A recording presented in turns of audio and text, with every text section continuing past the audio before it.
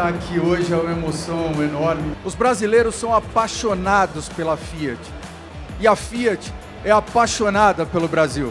Porque há empresas que escolhem um país para fazer negócio. E há empresas que escolhem um país para fazer história.